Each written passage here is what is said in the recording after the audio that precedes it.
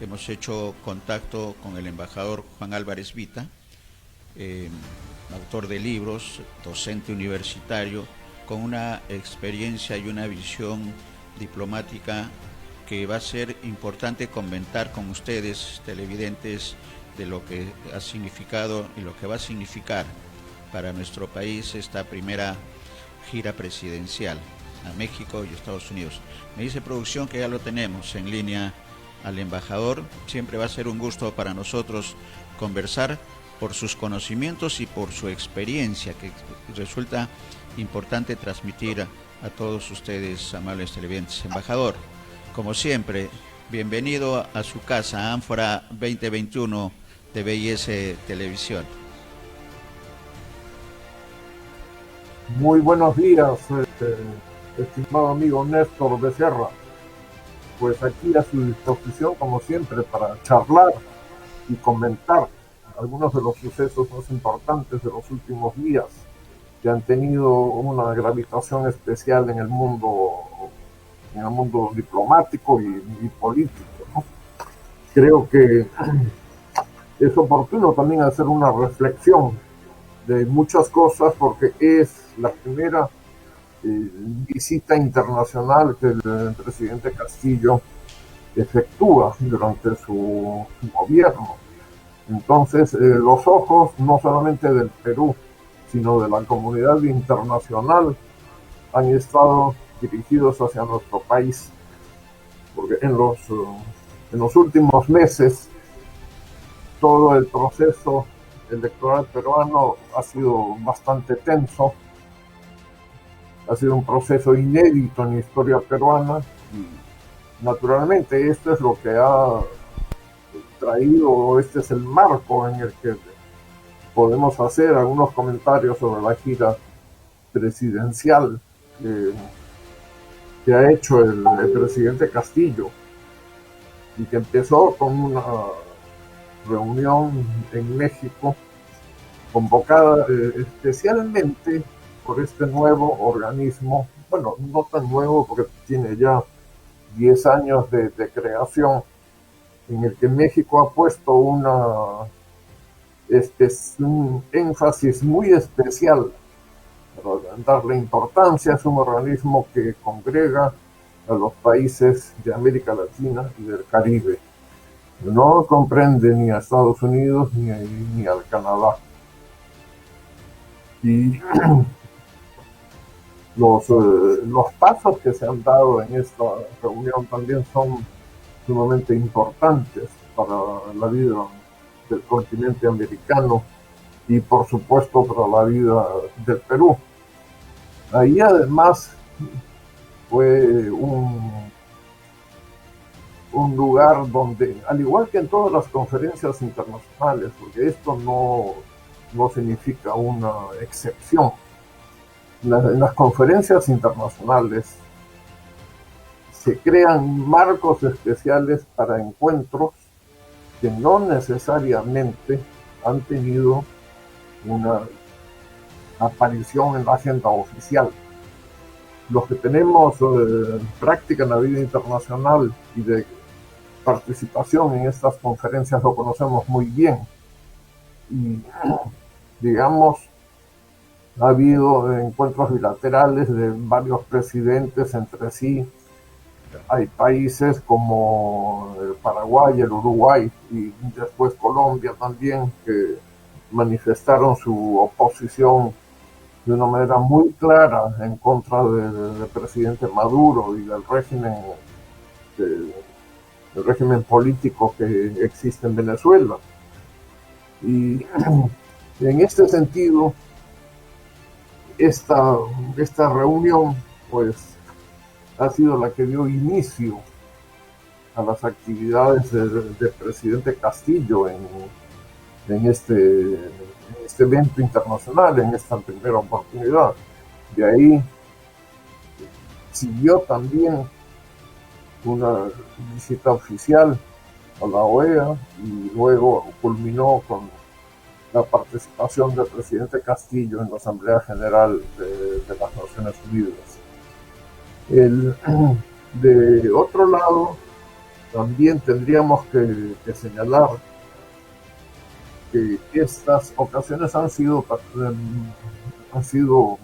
escenarios de actividades que el propio canciller de la República, el embajador Óscar Maurto de Romaña, ha realizado principalmente en México, donde también se realizaba una visita oficial y con encuentros especiales con el canciller de México. Y ahí también ha habido oportunidad para que a nivel estrictamente bilateral los dos países pudieran tener un diálogo abierto, franco y enmarcado siempre en la política que el Perú tiene con respecto a México y México con el Perú.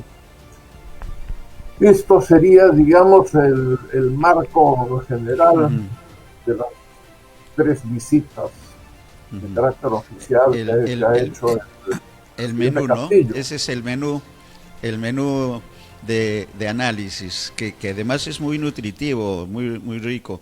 Empecemos por el CELAC, si le parece, embajador, porque como usted bien señala, ha habido serias observaciones al régimen de Maduro y el presidente del Uruguay, el presidente del Paraguay, el presidente paraguayo fue mucho más directo y desconoció.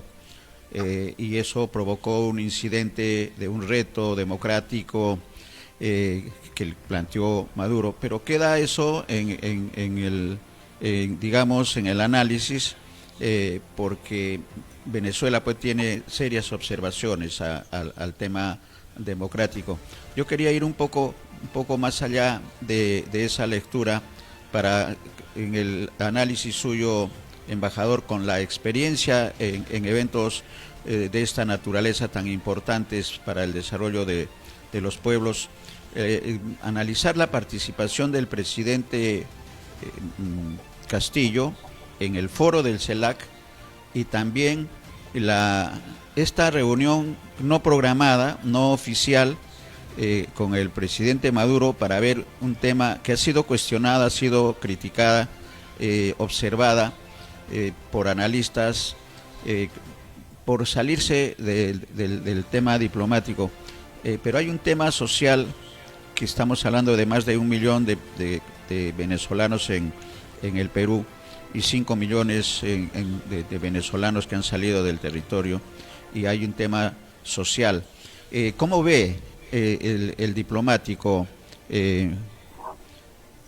Juan Álvarez Vita con respecto a esta conversación, que se puede calificar de conversación no programada, y que para ver un tema tan importante como es la repatriación de los venezolanos, se habla de 200.000 que han señalado en el Perú la necesidad y la posibilidad de regresar? ¿Cómo se analiza, cómo se enmarca en la diplomacia esta reunión, y sobre todo los posibles acuerdos que puedan darse de la reunión informal, embajador? Bueno, la cuestión de la presencia de un número tan considerable de ciudadanos venezolanos en el Perú, que han salido de Venezuela por razones políticas y económicas, ¿no? Por la situación que se ha ido creando, en la que se combinan las dos cosas, ¿no? Una posición que ha generado que en muchos países tomen una posición para colaborar con el gobierno venezolano, y que se ha traducido de diferentes maneras. Yo quisiera señalar que en lo que se refiere a la posición peruana, se ha venido haciendo dentro del marco de colaboración que deriva de la doctrina que sobre derechos humanos tiene el Perú y que se puede calificar ya de una política internacional. En el marco de los derechos humanos, aunque académicamente hay tratadistas que separan el tema en varias partes, pero lo esencial es que el Perú ha tenido siempre y para ello ha contado con la colaboración del ACNUR y también con la Agencia para las Migraciones Internacionales.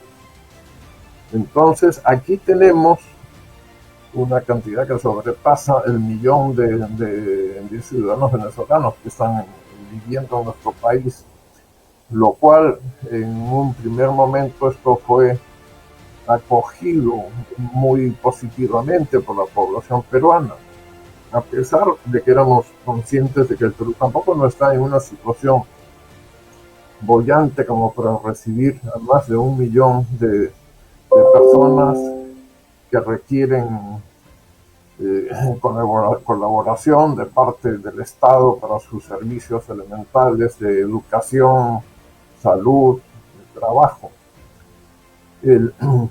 Esto ha generado de manera tangencial una situación verdaderamente triste para los ciudadanos venezolanos.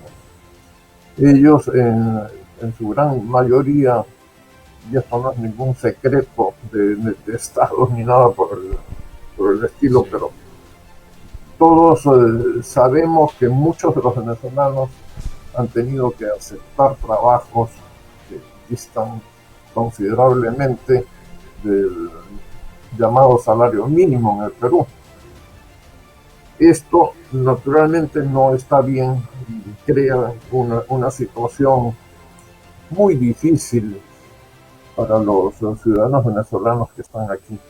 A ello se agrega que los medios de difusión en el Perú, principalmente la televisión, tiene hasta programas dedicados exclusivamente al aumento de la delincuencia, principalmente en los medios urbanos. Y hay que reconocer un número considerable por parte de los delincuentes han sido ciudadanos venezolanos. Y eso lo vemos todo el día. Entonces, esto ha generado, por otra parte, un sentimiento de xenofobia para aquí entre la población peruana, que es algo que tendría que recuperarse. Ninguna xenofobia es positiva para nadie, ni para los que se ven afectados, ni para el que discrimina también en estas áreas de la relación humana.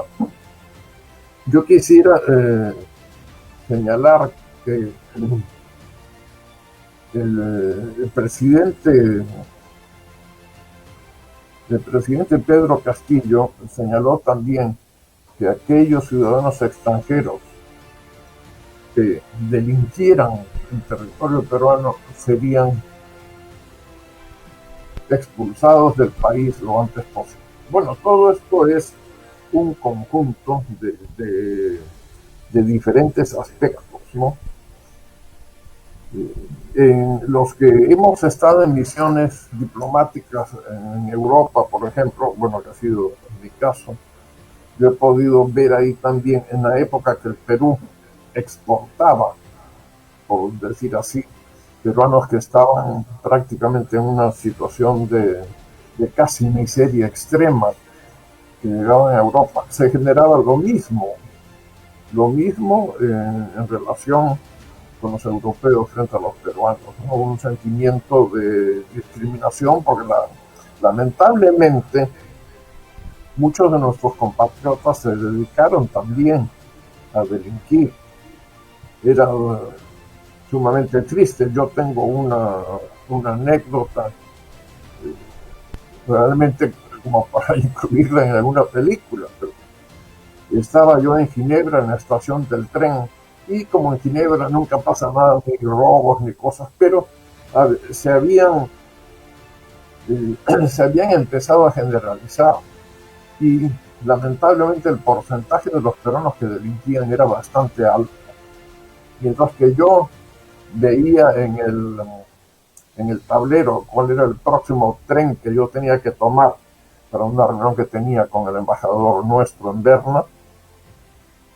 De pronto veo que muy rápidamente un maletín que yo había colocado en el suelo desapareció.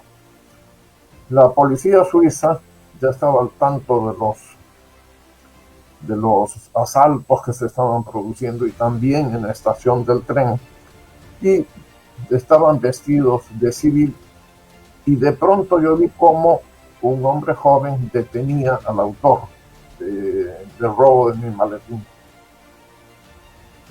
Llegué hasta donde estaba este policía con su traje civil, conversando con la persona que me había robado el maletín, y lo que me llamó la atención es que hablaba francés regularmente bien, y él protestó entre el policía porque consideraba su violación a sus derechos, y dijo: voy a llamar a mi cónsul.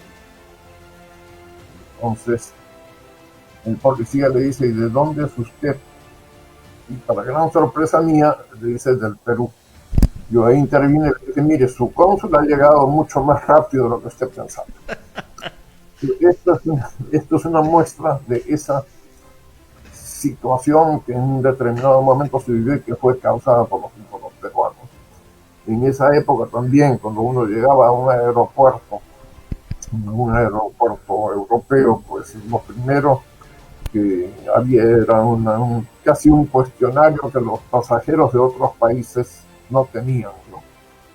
Eso felizmente ya no existe en lo que se refiere al Perú, pero aquí sí estamos viendo que esa xenofobia contra los venezolanos ha ido en aumento. Entonces, toda posibilidad de un entendimiento con las autoridades venezolanas sobre la posibilidad de que algunos de ellos, aquí políticamente se puede juzgar mucho con números, ¿no? Pero habría que colaborar para que los venezolanos que desean regresar lo puedan ejercer. En este sentido, yo no vería nada censurable para una conversación entre los mandatarios del Perú y de Venezuela. Sobre todo que, como digo, hay muchas cosas que en la diplomacia se dan así, que por algún momento, en determinados momentos, a veces el éxito de la negociación diplomática es mantener un perfil bajo, que no se difunda mucho para obtener precisamente algo bueno. Todos sabemos de entrevistas a nivel presidencial muchísimos años atrás, también cuando el Perú tenía una situación conflictiva con el Ecuador, ¿no? Esto se ha dado, y yo creo que no habría que hacer perder la proporción a esta entrevista que han tenido los presidentes de Perú y de Venezuela. Hay otras cosas que también son para destacar en el contexto de lo que puede ser la imagen de nuestro país en el exterior. Correcto. Esto es lo que le podría comentar a usted en relación con el caso de los venezolanos, ¿no? Sí, y ese concepto seguramente lo va a tener el embajador Óscar Maurtua, porque ha sido citado a la Comisión de Relaciones Exteriores, embajador, el 27 de este mes, para que explique el tema de esta conversación de los presidentes Venezuela y Perú, de manera que los conceptos están clarísimos, y seguramente también ahí va a aprovechar el embajador Maurtua para explicar un poco de algo que usted ha adelantado y que quisiera, si tiene mayor precisión, de esta reunión que ha tenido el canciller peruano nuestro, el embajador Maurtua, con su par mexicano. ¿Qué noticias importantes puede haber en estos acuerdos, en este acuerdo bilateral que han tenido los dos cancilleres?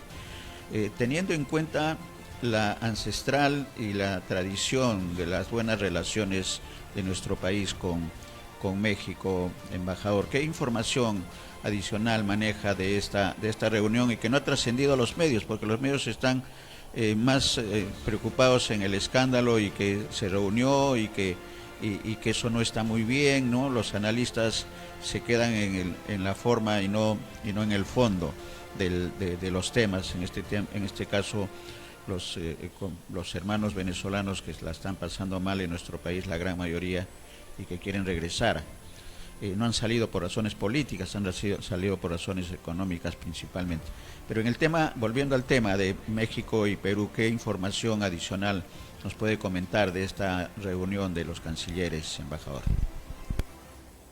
Bueno, los dos cancilleres han hecho un balance general de las relaciones que hay entre Perú y México, desde el punto de vista político, económico, social, cultural. Podríamos decir que no ha habido ninguna materia así importante que haya quedado marginada de estas conversaciones. Así, por ejemplo, ha sido una ocasión especial para que se ponga en relieve una exposición sobre los dibujos de Guamán Poma de Ayala, ¿no? Que fue inaugurada hace algunas semanas en México y que da una visión sumamente interesante, porque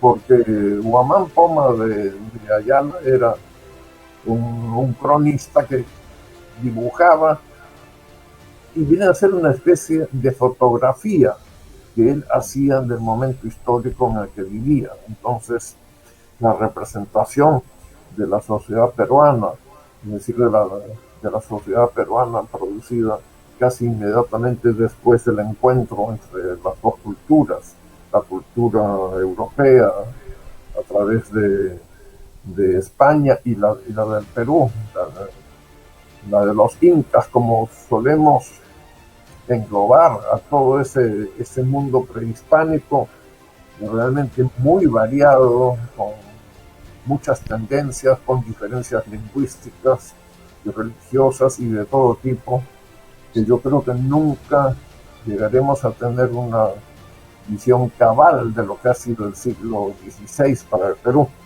Pero esta fue me refiero a la visita del embajador Maurto, una ocasión para celebrar un encuentro, no solamente a nivel presidencial, sino también a nivel de los dos cancilleres. Como todos conocemos, México y el Perú forman parte de la Alianza del Pacífico, ¿no? Y esto comprende libre circulación de bienes, de servicios, de personas, ¿no?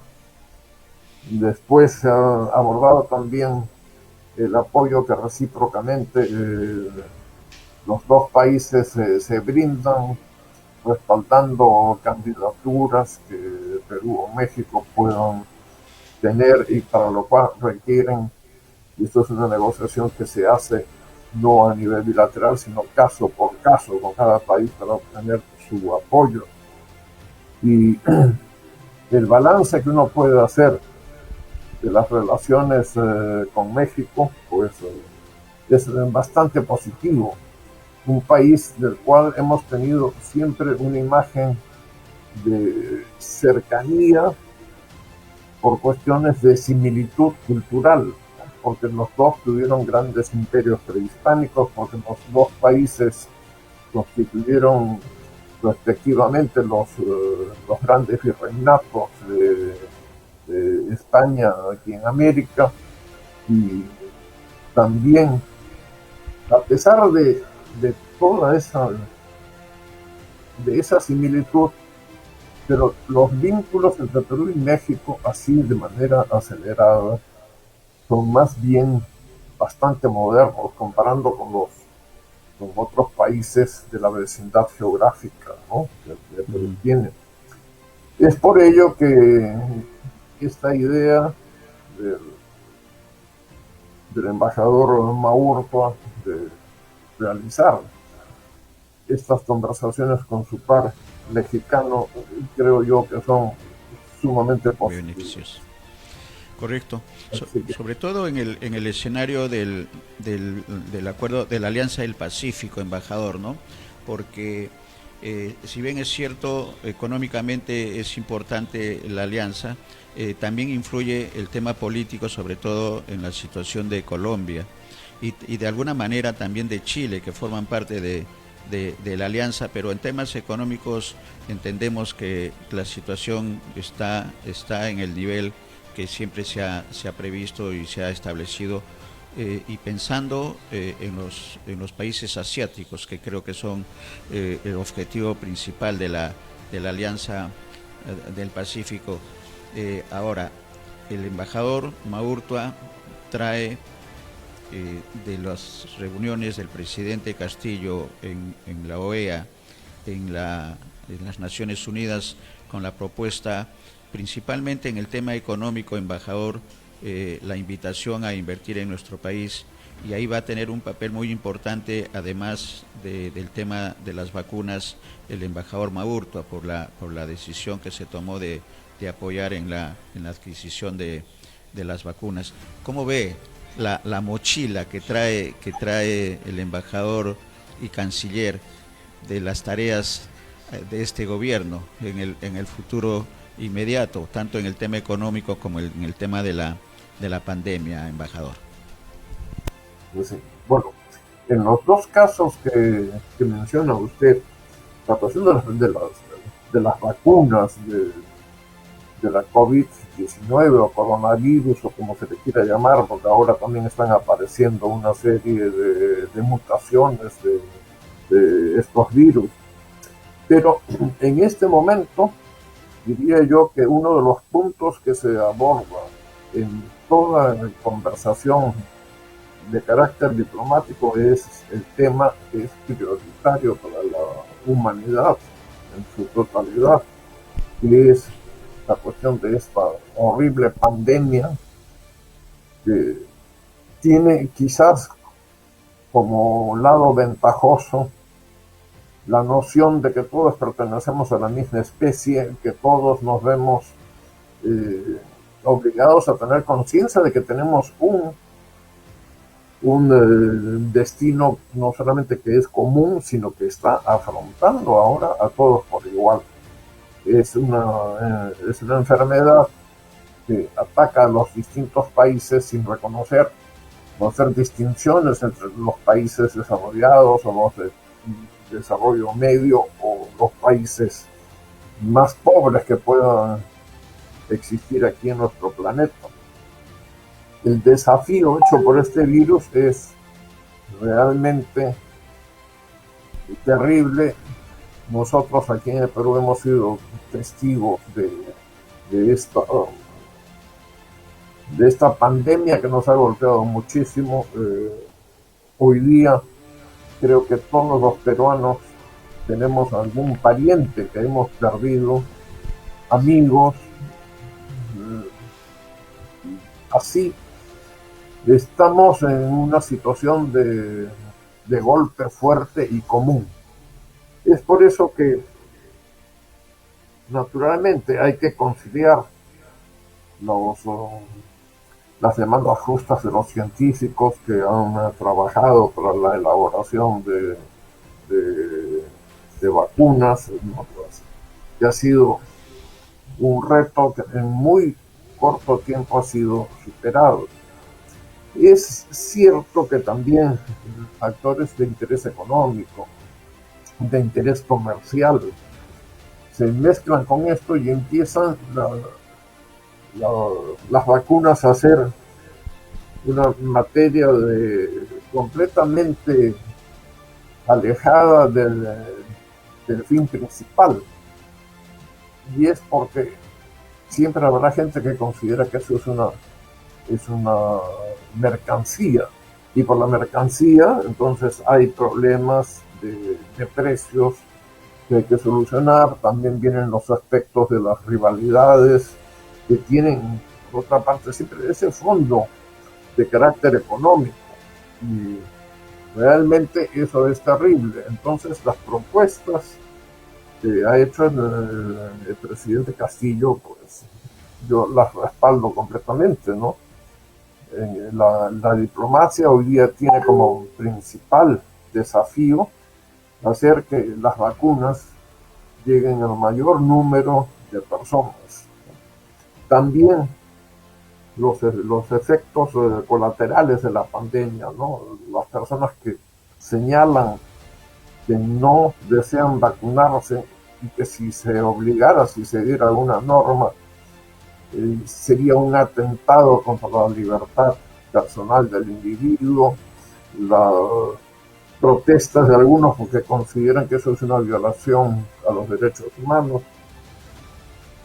Yo creo que aquí debería argumentarse también que la misma Declaración Universal de Derechos Humanos que se aprobó el 10 de diciembre de 1948, en esa declaración también están previstos estos casos, o sea, se puede intervenir, se pueden dar normas para atenuar más esta pandemia, porque lo cierto es que si no logramos que la mayor parte de la población sea vacunada, el resultado va a ser realmente muy negativo, porque el virus seguirá regresando. Como hemos podido saber, ya hay personas que han sido vacunadas, hay personas que han tenido ya, han caído en el grupo de las personas infectadas por el virus, ¿no? Y luego, después de un tiempo, vuelven a caer como efectos de la transmisión del virus. Es decir, es una enfermedad recurrente, es una enfermedad que no termina. Y Sí, esto es quizás la demostración más clara de que la humanidad tiene que entenderse, y lo óptimo sería separar intereses políticos y comerciales y ver cuál es el interés común, que este virus no continúe afectándonos a todos, porque esa es la verdad.